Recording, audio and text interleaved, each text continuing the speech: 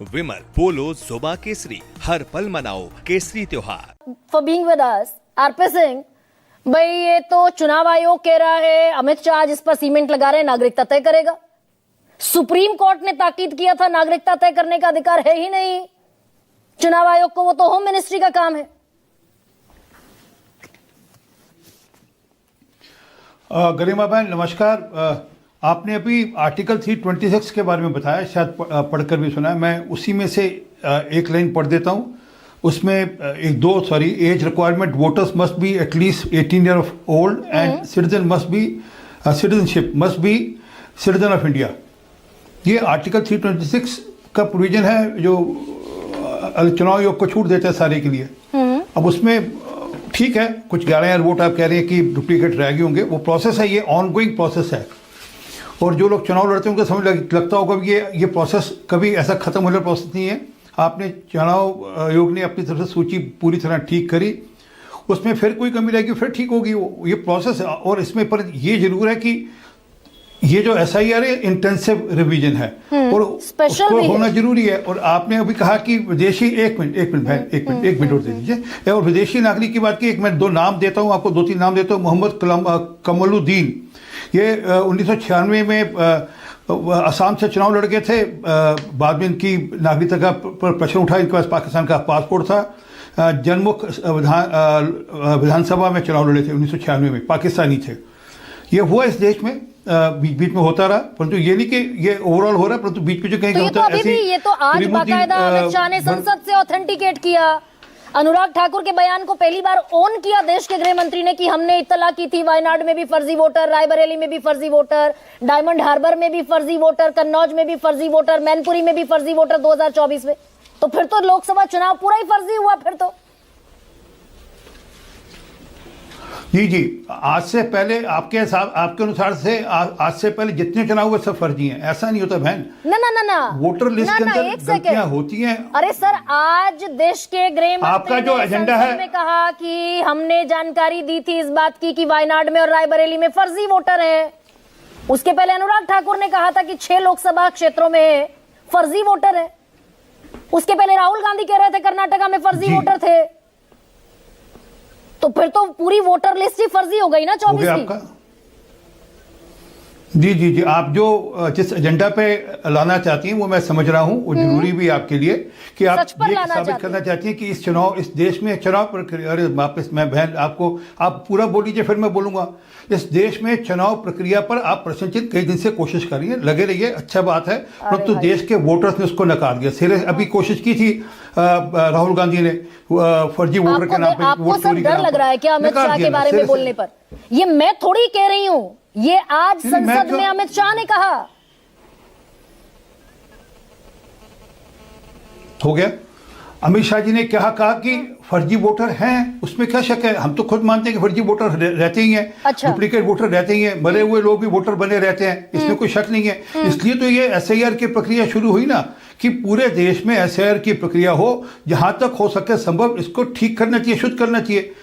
अगर लोकतंत्र के लिए शुद्ध वोटर लिस्ट, एक साफ सुथरी वोटर लिस्ट हो तो इसमें क्या बुराई है? इसमें तो सबको उसमें साथ देना चाहिए। तो बिहार में बरसात के मौसम में सबको लाइनों में लगा दिया, सबको 11 दस्तावेजों की कड़ी में फंसा दिया, अभी भी वहां एपिक कार्ड डुप्लीकेट कैसे है? फिर ये तो चुनाव आयोग अपने आप को कॉन्ट्राडिक्ट कर रहा है। मैंने कहा बहन, ये इतनी बड़ी प्रक्रिया है, उसमें कहीं ना कहीं कुछ दोष रह सकता है। इस पे ये नहीं कि कोई दोष ना रहे, परंतु इसका मतलब ये नहीं कि ये प्रक्रिया नहीं होगी।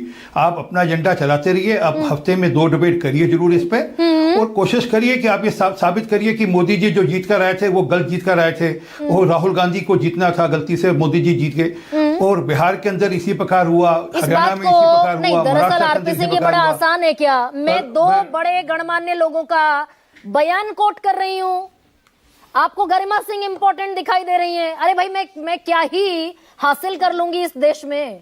पत्रकार के तौर पर सवाल पूछती हूँ। अमित शाह का बयान कोट किया, ज्ञानेश कुमार का बयान कोट किया। मैं नहीं कर रहा, आपको छूट है पूरी। अच्छा, आपको पूरी छूट है, हमें भी बहस करने की छूट है, आपको पूरी। ज्ञानेश कुमार CEC ने ये कहा था कि नहीं कहा था? अभी रुकिए, 1 सेकंड रुकिए, 1 सेकंड रुक जाइए। जी, मुझे गलत साबित कर दीजिए। ज्ञानेश कुमार हमारे CEC ने ऑन रिकॉर्ड प्रेस कॉन्फ्रेंस में ये कहा एसआईआर के बाद ड्यूप्लीकेसी की संभावना, आशंका जीरो है, क्योंकि अगर 2 इन्यूमरेशन फॉर्म पहुंच भी गए किसी के पास, भरकर लौटाएगा 1, zero possibility of any error. ये बैठे हुए हैं डुप्लीकेट एपिक आईडी लेकर बिहार में लोग। जी 1952, 61, 65 ऐसे लगातार जो एसआईआर हुई, उसके बाद भी डुप्लीकेट वोटर रहे ना जी। अब 25 साल बाद हो रही है, लगभग 20-25 साल बाद हो रही है, तो उसमें फिर भी गुंजाइश रहेगी। उसको ठीक करना इलेक्शन कमीशन का काम है। परंतु 68 लाख वोटर थे। कितने? 68 लाख वोटर ऐसे थे जो कि जहाँ मर गए थे, जिनकी मृत्यु हो गई थी, या वहाँ से शिफ्ट कर गए थे, या वहाँ पे रहते नहीं थे, कहीं और रहते। 68 लाख और 21 लाख ऐसे थे जिनका वोट नहीं था। तो इसका मतलब 68 लाख में से कोई 11,000 ऐसे रह भी गए होंगे, तो उसमें चिंता हो जाएगी। इसमें बड़ा इश्यू का है। तो 6 महीने पहले तो चुनाव, ये तो चुनाव आयोग पर और बड़ा सवाल है। फिर 6 महीने पहले समरी रिवीजन चुनाव आयोग ने खुद किया था, जनवरी 2025 में पूरी हुई थी प्रोसेस जी। उसके बावजूद भी जरूरी था कि एसआईआर हो, इंटेंसिव हो, तभी तो 68 लाख वोट कटे वहां से। वो जानकारी आने पर ही, उसकी पूरी तहकीकात में करने पर ही 68 लाख वोट कटे। इसमें क्या बुराई है? तो मुझे नहीं समझता कि आप वोटर लिस्ट साफ हो, अच्छी हो, इसमें क्या कष्ट है, इसमें क्या दिक्कत है? हम कांग्रेस की तरह ये नहीं कहते कि भैया जो घुसपैठिए हैं उनको भी एक गैस का सिलेंडर देंगे। ये उनके नेता ने झारखंड में पब्लिक स्पीच में कहा था। तो उनके लिए, इसलिए ये बार बार बात आती है कि घुसपैठियों की चिंता करते हैं, घुसपैठियों की बात करते हैं। हाँ। क्योंकि वो खुद छाती ठोक कर कहते हैं कि हम घुसपैठियों को भी गैस का सिलेंडर देंगे। तो सर ये बात तो आज भी कही अमित शाह ने। उनके लिए वो भाई हमारे गृह मंत्री ये कह रहे हैं कि घुसपैठिए वोटर लिस्ट में है।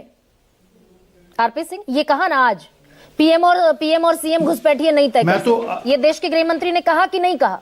मैंने तो सर कहा ना, मैंने तो अभी आपको नाम गिना है। मैंने तो नाम गिना है घुसपैठिए जो चुनाव लड़ गए 1996 के अंदर, जबकि कांग्रेस की सरकार थी, चुनाव लड़ गए। ऐसी बात थोड़ा जी, मतलब ये ऐसा प्रोसेस है जिसमें जब शहद दी जाती है घुसपैठियों को सिर्फ वोट बैंक की राजनीति के चलते हुए। अच्छा अभी आपने तो सब चैनल से कवर किया। करीब एक सेकंड दे दीजिए, मैं एक सेकंड। कलकत्ता के बॉर्डर के ऊपर बिहार में लोग बैठे थे, कितने घुसपैठिए बाहर निकाल दिए, ये ऑन रिकॉर्ड जानकारी आ जानी चाहिए। हो गया आपका। अभी कलकत्ता के अंदर आपके चैनल को छोड़कर बाकी सब चैनल ने कवर किया। आपके चैनल ने नहीं किया, मैं देखता हूं आपका चैनल रेगुलर, आपके चैनल ने नहीं कवर किया। परंतु वो जो लोग बैठे थे उन्होंने कहा कि हम घुसपैठिए हैं, अब हम छोड़कर जा रहे हैं, और मोहल्ले के मोहल्ले खाली हो गए हैं। मोहल्ले के मोहल्ले खाली हो गए। क्यों? क्योंकि उनको पता है कि अब इंटेंसिव रिवीजन होगा, हम पकड़े जाएंगे, हमारी मुसीबत होगी। तो एसआईआर बिहार में हो चुका है। भाई देखिए, सुनिए, मेरे लिए बड़े भाई के जैसे हैं आप। भाई मैं भाई आप ही का तो सवाल पूछ रही हूँ मेरे भाई, आप ही का सवाल पूछ रही हूँ। बंगाल में एसआईआर अभी अंडर द प्रोसेस है, वहां भाग रहे हैं छोड़ कर। बिहार में हो चुका है, तो कितने भाग गए, कितने निकाल दिए, इस बात का रिकॉर्ड तो बता दीजिए। अब ये 68 लाख में से जो छानबीन होगी उसमें से निकलेगा। अब ये अच्छा, होम मिनिस्ट्री अब अपनी जो लिस्ट है वो इलेक्शन कमीशन ने दे दी होगी अपने होम मिनिस्ट्री को, उसमें तो छानबीन में निकलेगा भाई कौन लोग घुसपैठिए थे, कौन जेन्युइनली मृत थे, या कौन लोग शिफ्ट कर गए थे। अच्छा, होम मिनिस्ट्री को रिपोर्ट पहुंच गई है। ऐसे थे जो कि वहां के, एक मिनट बहन, एक मिनट दे दिए, 68 लाख वोट ऐसे थे जो नहीं थे। उसमें से 6800 छोड़िए 680 भी विपक्ष गांधी मैदान में नहीं खड़ा कर सका किसी धरने प्रदर्शन के लिए। और आपको लगता है बिहार के लोग ऐसे हैं कि जो अपने वोट कटे और वो हल्ला नहीं करेंगे जी? भाई आप भी तो घुसपैठिए नहीं बता पा रहे हैं, आप भी तो इस नाम पर टाल गए कि रिपोर्ट भेज दी होम मिनिस्ट्री को। प्रोफेसर रविकांत